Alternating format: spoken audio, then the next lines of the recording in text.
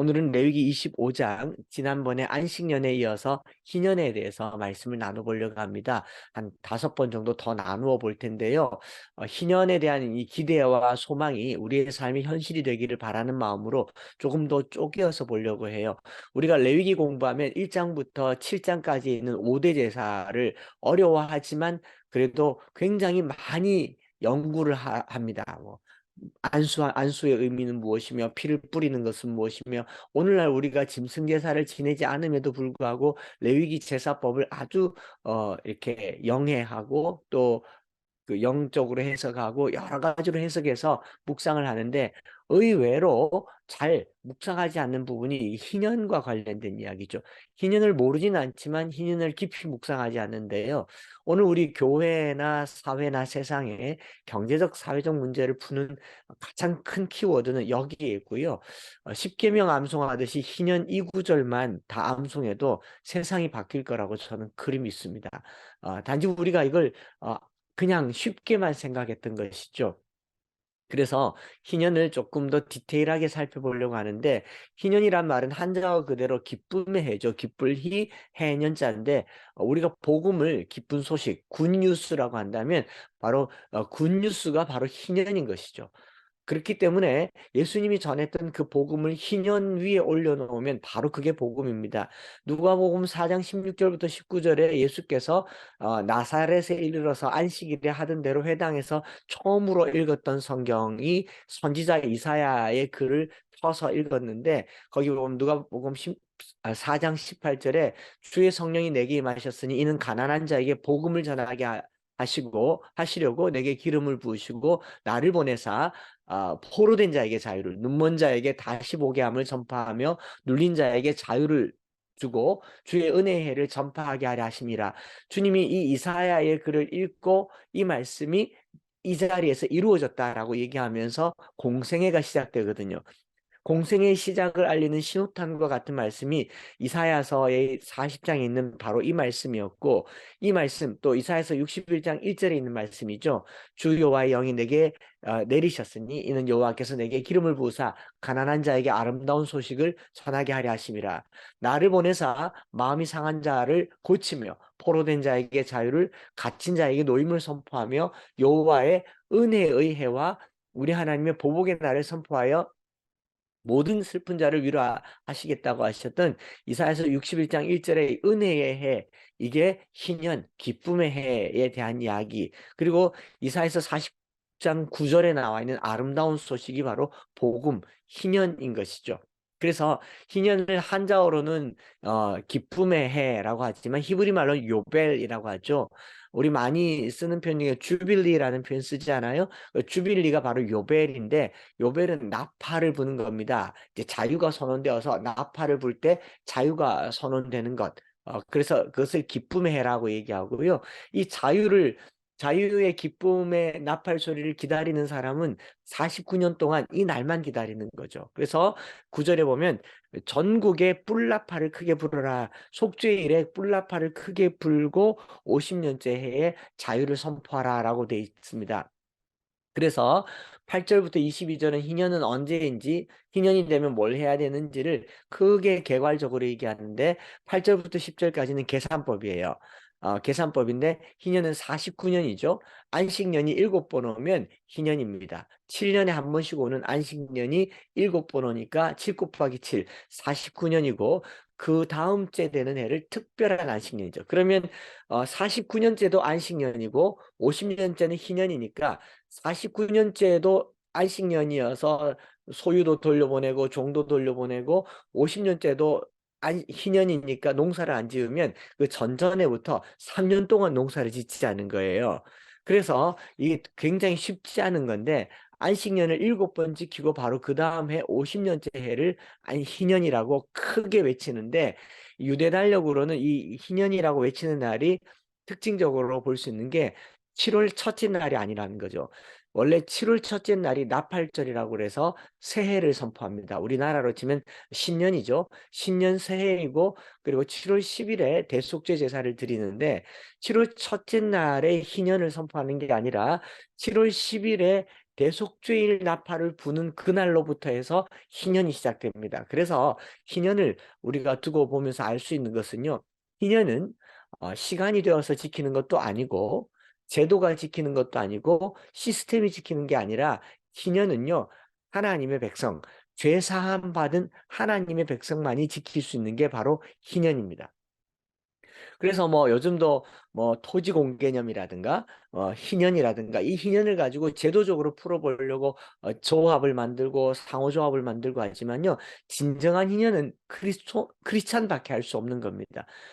대속죄일에 죄 사함을 받은 하나님의 백성이 내가 용서함을 받음으로 할 수 있는 첫 번째가 뭐냐면 내 밑에 구속되어 있던 모든 자들에게 자유를 주는 거죠. 그러므로 희년은 신실한 그리스도인만이 실천할 수 있는 것이기 때문에 저는 오늘날 교회가 희년에 대한 설교를 아주 농도 깊게 죄사함과 함께 꾸준히 선포할 때 하나님의 나라가 임하는 거죠. 이 희년에 대한 선포를 가장 신약 성경에서 가장 적절하게 선포하신 사건이 뭐냐면 누가복음 19장 8절에 삭개오에게 이렇게 말하잖아요. 오늘 이 집에 내가 네 집에 머물러야겠다. 근데 죄 사함이 임하였다라고 했더니 삭개오가 뭐 합니까? 재산을 풀어서 나누어 주는 역사가 나타나죠. 그래서 그리스도를 만난 사람, 그리스도를 경험한 사람, 죄 사함을 받은 사람이 타인에게 자유를 줄 때, 물질의 자유, 또 신분의 자유를 줄 때 희년이 나타나고요. 그렇게 나타난 희년을 우리는 복음이라고 얘기합니다. 복음은 예수 믿어서 교회 출석하는 게 아니라 희년을 실천하는 것이 바로 복음이죠. 그래서 저와 여러분들이 하나님의 영을 받고 성령을 받아서 죄사함의 그 기쁨과 감격이 있을 때 오늘날 교회가 희년을 실천할 때 이 나라는 하나님의 나라가 되는 거죠. 그래서 희년은 설명하고 교육하고 가르치고 캠페인하고 정치적으로 법안을 만들어서 국회를 통과해서 할 수 있는 게 아니라 오직 예수의 이름으로 성령 받은 사람이 할 수 있는 것이기 때문에 저와 여러분들이 은혜 받으면 받을수록 희년에 대한 사모함이 있어야 된다라는 겁니다. 7월 1일이 아니라 7월 10일에 시작된다는 거. 이게 굉장한 메시지가 돼요. 그렇게 해서 희년 어떤 일이 일어나는가 10절에 보면 50년째 해를 거룩하게 하여 그 땅에 있는 모든 주민을 위해서 무엇을 하느냐? 자유를 공포하라. 이 해는 너에게 희년이니 너희는 각각 자기의 소유지로 돌아가며 각각 자기의 가족에게로 돌아가라라는 거죠. 그래서 그리스도인을 통해서 선포되는 희년이 주는 게 뭐냐면은 땅과 사람이 원래의 자리로 돌아가게 되는 것. 소유지라고 얘기하는데 소유지 우리 개념으로는 소유한다, 갖는다라는 말이지만 이 히브리 말로 아후자라는 말은요 받은 땅이에요. 여러분들이 살고 있는 땅, 집, 모든 것들은 내게 아니라 하나님께서 주신 것이다라는 거죠. 그래서 하나님께서 각 가정에게 주신 기본 재산의 소유지인데 이것은 고대 사회에 대대로 상속하게 돼 있는데 농경 사회에서 소유지는 기본 생활권이고 이게 없으면 먹고 살 수가 없죠. 그래서 그렇게 살다가 경제적으로 어렵게 돼서 가난하게 되면 제일 먼저 하는 게 뭐냐면 빚을 내잖아요. 빚을 낼 때 이제 담보를 잡죠. 저당으로 제일 먼저 잡는 게 땅입니다. 땅. 뭐 은행도 그렇고 어디도 그렇고 땅을 담보로 잡고 많은 돈을 빌려주는데 그 빚을 감당할 수 없을 때 어떻게 되나요?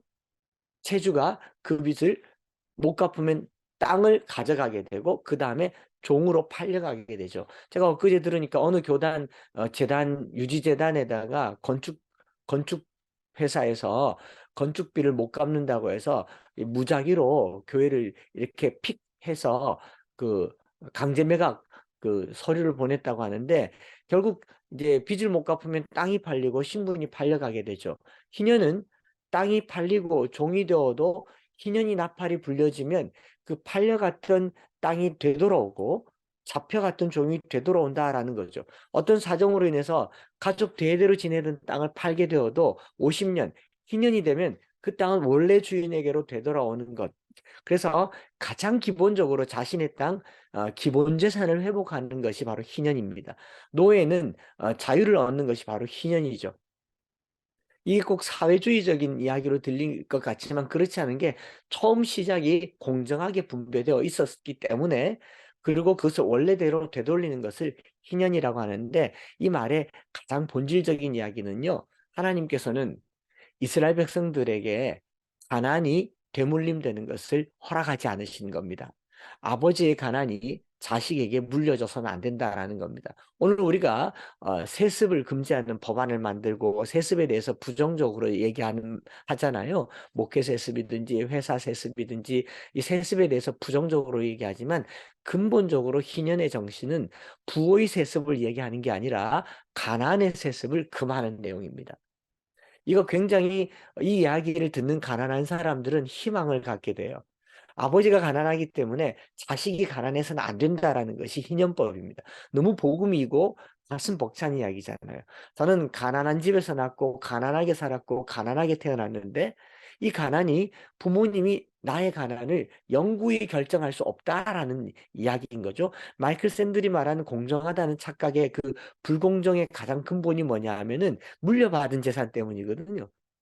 부가 물려지니까 내게 불공정이 어떻게 찾아오냐면 타인의 가난을 지속하게 하는 결과가 나타나는데 희년은요, 타인의 가난에 대한 책임을 지고 부유한 자가 그들의 가난을 되돌려 주는 것, 그들의 가난을 원상복구시켜 주는 것을 희년이라고 합니다. 그래서 사도행전에 성령 충만 받은 공동체의 특징이 뭐냐면 이런 표현이 있죠. 그들 중에 가난한 자가 없었더라. 부자가 많았더라가 아니에요. 여러분, 기독교 국가가 부자였더라. 이거는 성경을 잘못 해석한 이야기입니다. 기독교 국가는 가난한 자가 없는 곳이 기독교 국가입니다. 그런 의미에서 미국은 기독교 국가라고 볼 수가 없어요. 우리나라보다 훨씬 더 많은 가난한 사람, 거의 길거리에 내앉은 사람이 한 5천만 원 된다고 제가 알고 있으니까 가난한 사람이 많은 나라는 기독교 국가가 아닙니다. 가난한 사람이 없는 곳이 기독교 국가이죠. 그래서 50년이라는 긴 시간을 주면서 이 부모의 때가 지났는데도 가난하면 되돌려 주라라는 게 희년의 기본 정신이죠. 요 앞전에 안식년 설교하면서 한 7년 정도 건물주가 세를 줬으면 7년 차째는 세를 깎아주거나 뭐 월세를 안 받거나 하면 그것도 오늘날 성경적인 안식년 중에 하나일 거다라고 하잖아요. 여러분 물건 사면 10%도 깎아주는데 그것도 희년이죠. 안식년이죠. 건물세도 월세도 7년에 한 해 정도는 안 받으면 그것도 안식년 아니겠어요? 근데 이게 50년이 되면요. 50년 되면 어떻게 되냐면 소유주를 넘겨주는 것. 이걸 희년이라고 합니다. 그렇단 말은 아니고 여기 앉아 계신 여러분들이 대부분 건물이 없는 어, 이제 새 들어 사는 분들이니까 이런 말 들으면 얼마나 희망이 되겠어. 그래서 주빌리, 요벨이라고 얘기하는 겁니다. 희년은 모든 것의 자유를 선언하고 회복을 선포하기 위해서 가진 자는 포기를 선언하고 없는 자는 회복을 꿈꾸는 애가 바로 희년이죠. 리셋되는 겁니다. 오늘 이 설교를 듣고 난 이후로 저와 여러분들이 가난한 자들이 희망을 가졌으면 좋겠어요. 가진 자들이 책임을 가졌으면 좋겠습니다. 모든 것을 원래 자리로 되돌려 놓는 것, 이게 땅에서 천국을 맛보는 겁니다. 여러분 천국 가면 가난한 자가 없겠죠. 천국 가는 것을 현실에서 실천하는 어느 날 영생을 누리게 되는 것입니다. 자신의 힘으로 자신을 원래의 자리로 되돌릴 수 없는 그 상황을 하나님께서 원래의 자리로 되돌려 주는 것이 바로 희년인 것이죠. 이걸 오늘날 누가 지킬 수 있느냐라고 물었을 때 여러분 역사 공부를 조금만 해보면 희년은 역사 속에서 자연법으로 항상 지켜져 왔었습니다. 인류 역사 속에서요 50년에서 100년 단위로 전쟁, 기근, 재앙이 나타나면서 사회가 지각 변동이 일어났던 적이 항상 있었어요. 여러분 누군가가 영구히 부자가 될 거라고 생각하면 전쟁이 가까울 겁니다. 누군가가 영구히 가난할 거라는 불안감이 휩싸였으면 희망의 때가 올 겁니다. 하나님이 만들어 놓은 자연 법칙이거든요. 그렇기 때문에 이 자연 법칙은 많은 고통을 가져오니까 그렇게 하지 않으려고 희년 제도를 통해서요. 특별히 속죄일에 이스라엘 백성들이 이 주민에게 자유가 선포되거든요. 자유란 말이 드로르라고 하는 이 히브리 말인데 드로르라는 말은 이제 놓아준다. 막힐 것이 없이 흐른다. 플로우 한단 말이에요. 물이 흐른단 말. 플로잉 하듯이 바로 걷게 되는 것. 레위기 26장 13절에 보면 이런 표현이 있죠.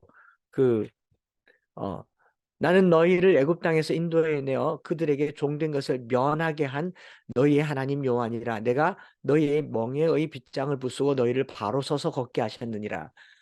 하나님이 종된 애굽의 종된 이스라엘 백성들에게 자유를 주셨던 것처럼 희년은요 사람이 종을 부리지 않는 것, 종을 풀어줘서 스스로 걷게 하는 것 이것을 자유라고 하고 예수님께서는 요한복음 8장에 진리를 알지니 진리가 너희를 자유케 하리라고 했고 또 갈라디아서 5장에서도 그리스도께서 우리를 자유롭게 하려고 자유를 주셨으니 그러므로 굳건하게 서서 다시는 종의 멍에를 매지 말라라고 하신 것도 바로 자유인 것이죠. 그래서 저와 여러분들이 오늘 하루 또 이 한 해를 살면서요 나 때문에 누군가가 부자유하다면 그에게 자유를 주는 게 희년입니다. 시간의 자유를 주고 물질의 자유를 주고 공간의 자유를 주면 이게 희년인 거죠. 누군가에게 기쁨을 주는 거죠. 그에게 기쁨이 되는 이 한 주가 되었으면 좋겠습니다. 한 가지만 더 말씀을 드리려고 하는 것은 이 희년을 지키면요. 희년을 지키는 것이 우리가 땅에서 복을 받는 길이라고 하는 거예요. 내가 희년을 지켜서 내가 가졌던 땅을 돌려주고 아버지로부터 물려받은 것을 환원시켜서 다 돌려주면 내가 손해를 볼 거라고 생각을 하지만 하나님께서는요. 내 손해를 하늘에서 채워줄 것을 이렇게 약속합니다. 그 재산 나눠줄 때 14절부터 17절에 보면은 이 희년의 첫 해를 100으로 삼아서 50년마다 원점으로 돌리니까 그러면 한 해가 지나면 2%가 값이 줄어들어요.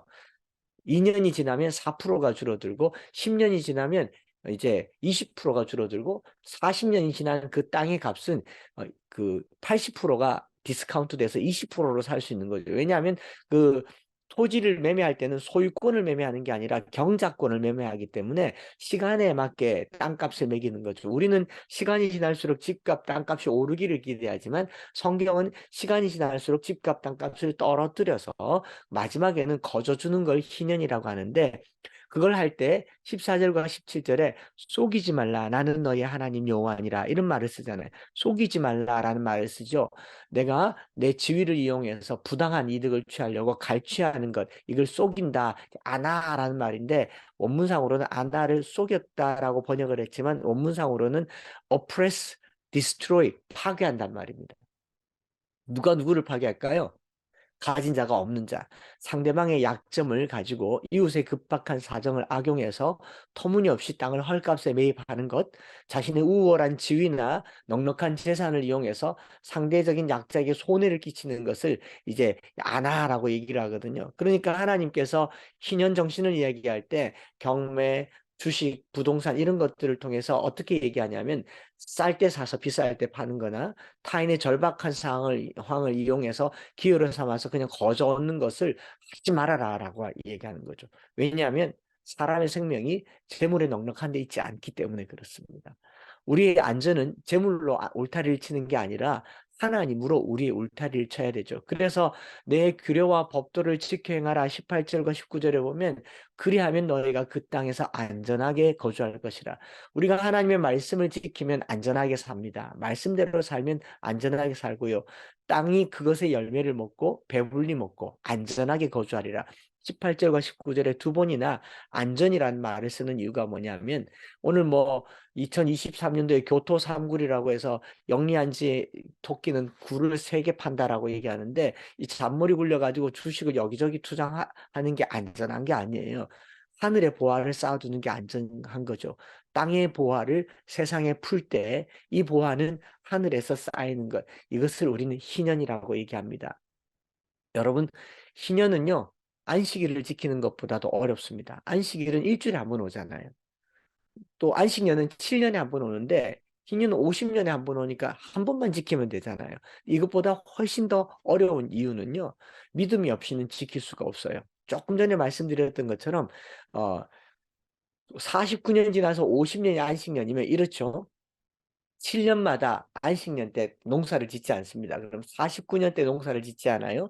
50년 때 농사를 짓지 않습니다. 그러면 48년 차에 농사 지은 걸 가지고 49년째 먹고 50년째 먹고 51년째 농사 지어서 51년째 말해 먹어야 되니까 꼬박 3년을 기다려야 되는 게 희년입니다. 이거 먹고 살 수 있겠습니까? 여러분 일 안 하고 3년 먹고 살 수 있는 가난한 사람이 있습니까? 부자가 아니고서야. 그런데 그거를 어떻게 약속하시느냐? 21절과 22절에 내가 명령하여 여섯째 해에 내 복을 너에게 주어 그 소출이 3년 동안 쓰기에 족하게 하리라.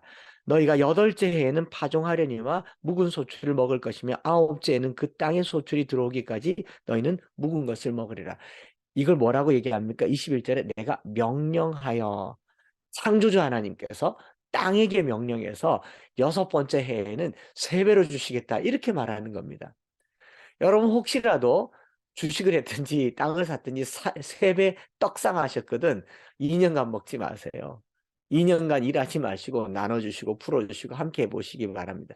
이게 너무 당연한 이야기 아니겠습니까? 영어에 보면 I will order my blessing for you라고 썼어요. 명령하겠다. 내 복을 명령해서 6년째 명령해서 3년간 먹게 하겠다라는 겁니다. 희년은요, 지키는 자에게 복이고 그 지킴을 따라 살아가는 백성에게 복입니다. 그래서 희년을 공부하면서요, 어, 이 만나에 담은, 항아리에 담은 만나가 썩지 않는 법을 배우시기를 바랍니다. 사르밧 과부의 통에 가루와 병의 기름이 마르지 않는 것이 이게 희년의 정신입니다. 퍼주어도 퍼주어도 마르지 않는 것. 나는 땅에서 퍼주는데 하늘에서 계속 부어주는 것. 그러나 내가 가지면 하늘의 공급이 멈추게 되는 것. 이게 희년이죠. 속죄일의 나팔이 불려질 때 희년을 준비하는 저와 여러분들 되었으면 좋겠습니다. 제가 이제 50이 넘어서 50 중반을 넘어가니까 희년에 대해서 생각합니다. 우리 자녀들에게 또 내 이웃에게 누구에게 어떻게 희년이 임할까를 생각합니다. 우리 예수님께서 오늘 저와 여러분들에게 오셔서 이렇게 말씀하실 것 같아요. 삭개오야, 오늘 내가 네 집에 머물러야겠다. 삭개오가 서서 주께 여짜오되 보시옵소서, 내 소유의 절반을 가난한 자들에게 주겠사오며 만일 누구의 것을 속여 빼앗은 일이 있으면 내 갑절이나 갚겠나이다. 예수께서 이르시되 오늘 이 집에 구원이 이르렀으니 이 사람도 아브라함의 자손이미로다. 인자가 온 것은 잃어버린 자를 찾아 구원하려 함이니라. 어떤 부자가 재산의 반을 내놓는 사람이 없어요. 조금 내놓겠죠. 저와 여러분들이 정말 희년을 지키는 것, 우리가 지금 돈이 적잖아요. 재산이 적을 때 반쯤 써보세요. 주머니에 돈이 적을 때 한번 훅 써보세요. 그 희년으로 3년을 먹고 사는 놀라운 복이 저와 여러분들에게 있기를 축복합니다. 기도하겠습니다. 하나님께서 가나안 땅에 살아가야 할 이스라엘 백성들에게 가난의 문제를 해결하기 위하여서 이토록 기가 막히고 놀라운 희년의 제도를 알려주셔서 감사합니다. 오늘부터 이 희년의 말씀을 여러 번 나누어서 하나님이 원하시는 당신의 나라의 청사진을 우리 마음에 담게 하시고 속죄함을 받은 그리스도인들이 죄사함을 받은 삶으로 어찌 살아가야 할지 기쁨이 임하게 하옵소서. 복음이 전해지게 하시고 이 기쁜 소식, 아름다운 소식이 우리를 통하여 온 세상에 흘러가기를 간절히 소망하며 주 예수 그리스도의 크신 은혜와 아버지 하나님의 놀라우신 사랑하심과 성령 하나님 위로교통 충만 역사하심이 오늘 우리에게 자유를 주신 주님, 우리도 타인의 자유를 보장하며 살기를 소망하는 사랑하는 모든 식구들 위해 이제로부터 영원토록 함께 있을지어다. 아멘.